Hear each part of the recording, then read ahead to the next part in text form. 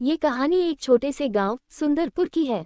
सुंदरपुर एक शांत और खूबसूरत गांव था, जहां लोग एक दूसरे के सुख दुख में हमेशा साथ खड़े रहते थे। गांव में रामू किसान के नाम से मशहूर एक बुजुर्ग किसान रहते थे। रामू काका की जिंदगी खेती पर ही निर्भर थी, पर इस बार उनकी फसल सूखे के कारण बर्बाद हो गई थी।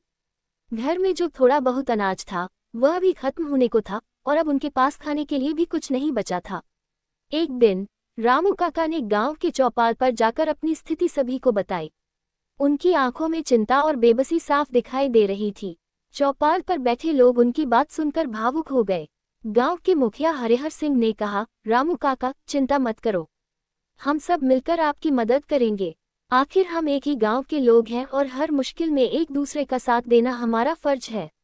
अगले ही दिन गांव के सभी किसान अपने अपने घर से थोड़ा थोड़ा अनाज लेकर रामू काका के घर पहुंचे। किसी ने गेहूं दिया, किसी ने चावल तो किसी ने दालें। कुछ औरतें रामू काका के लिए सब्जियां और आटा लेकर आईं।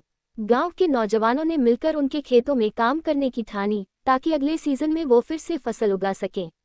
रामू काका की आंखों में आंसू आ गए। उन्होंने सबको हाथ जोड़कर धन्यवाद कहा और बोले, आज आपने साबित कर दिया कि गांव में एक दूसरे की मदद ही असली इंसानियत है। आप सबका ये कर्ज मैं जिंदगी भर नहीं चुका पाऊंगा। गांव वालों ने मुस्कुराते हुए कहा, रामू काका, आप तो हमारे परिवार जैसे हैं।